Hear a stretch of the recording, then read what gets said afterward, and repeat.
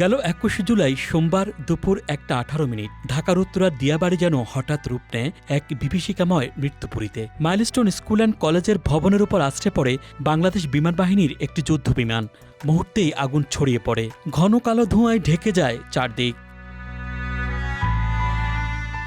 সেদিনের বিভীষিকাময় ঘটনার প্রত্যক্ষদর্শী ছিলেন মাইলস্টোনের একাদশ শ্রেণীর শিক্ষার্থী আকাশলীনা রিয়া। সেদিনের ভয়াবহ অভিজ্ঞতা আজও তাড়া করে ফিরছে তাকে। আমার নাম আকাশলীনা রিয়া। আমি মাইলস্টোন কলেজের ২০২৬ সালের এইচএসসি ব্যাচের একজন স্টুডেন্ট। ওই দিন আমি কলেজেই উপস্থিত ছিলাম। আমি জানলা দিয়ে বাইরে দেখতেছি যে একটা বিমান প্রাইমারি সেকশনের দিকে আর কি ক্র্যাশ হয়েছে। ঘটনার বর্ণনা দিয়ে রিয়া জানান, সেদিন দুপুর ১টার দিকে কলেজ ছুটি হয়। এরপর আমরা কোচিং ক্লাসে ছিলাম। আমি বসা ছিলাম ঠিক জানালার পাশে। হঠাৎ বিকট শব্দ শুনতে পেলাম। মনে হলো যেন কিছু একটা ব্লাস্ট হলো। কেজি থেকে 3, 4, 5 যারা ছিল ওদের বিল্ডিংয়ে পড়েছে। দেন আমরা ওখানে গিয়ে দেখি এক একটা বাচ্চার শরীর ৬-৭ টুকরা হয়ে চারিদিকে ছিটিয়ে আছে। প্লাস অনেক গার্ডিয়ান ছিল, গার্ডিয়ানের শরীর বাইরে ফেলানো ছিল। তার সাথে সাথে আমাদের যে কলেজের সার্জেন্ট খালা তারাও ছিলেন, তাদের বডি আর কি ফেলানো ছিল। তো এটা দেখার পরে আমি তো তখন মানসিকভাবে অনেক ভীত হয়ে পড়ি। তিনি আরও জানান, বিমানটি যেখানে পড়েছে সেটি ছিল শিশুদের স্কাই সেকশনের গেটের সামনে। প্রতিদিন বাচ্চারা ছুটির পর সেই গেট দিয়ে বের হয়। মাত্র ১০ মিনিট পর তাদের ছুটি হওয়ার কথা থাকলেও তার আগেই সব শেষ হয়ে যায়। আমি ওইখানে ছিলাম ফার্স্ট টু লাস্ট। অনেক আমার সামনে থেকে অনেক মৃতদেহ নিয়ে গেছে। প্লাস আমাদের যে কলেজ ট্রান্সপোর্ট, তারপরে অ্যাম্বুলেন্স আর সেনাবাহিনীদের বিভিন্ন গাড়িতে যত বাচ্চাদের যারা আহত ছিল সবাইকে হসপিটালে নিয়ে গেছে। আর বারবার অনেকগুলো হেলিকপ্টার আসে সেনাবাহিনীদের। তারপরে পাইলটের বডিও উদ্ধার করা হয়। সেখানে পাইলটের বডি সহ অন্যান্য যারা একদম ওরা মৃত শরীর ছিল বাচ্চাদের সবাইকে হেলিকপ্টারে বডি নিয়ে যাওয়া হয়। এরপরে তারা এটা কি করছে সেটা আমরা জানি না। রিয়া বলেন, সেদিন চোখের সামনে আগুনে পুড়ে যাওয়া অনেকগুলো মরদেহ পড়ে থাকতে দেখেছিলাম। স্কাই সেকশনে যারা বাচ্চারা ছিল তারা সবাই মৃত মারা গিয়েছে।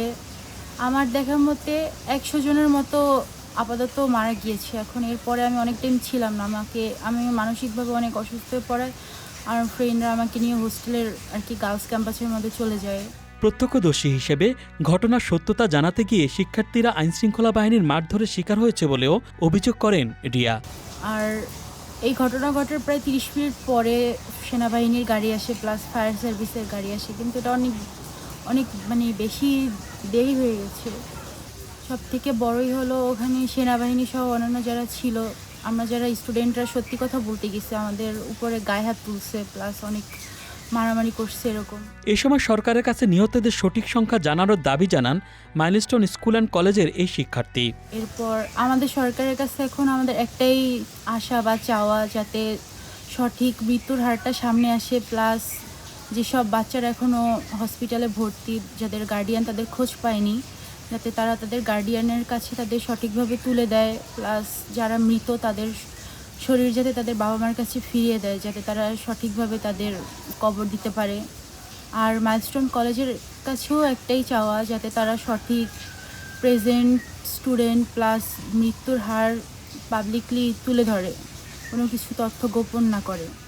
এই মর্মান্তিক দৃশ্যের সাক্ষী হয়ে মানসিকভাবে ভেঙে পড়েছেন রিয়া। ঘটনার পরপরই তিনি ঢাকায় অবস্থান না করে নিজের গ্রামের বাড়ি নাজিরপুরে ফিরে আসেন।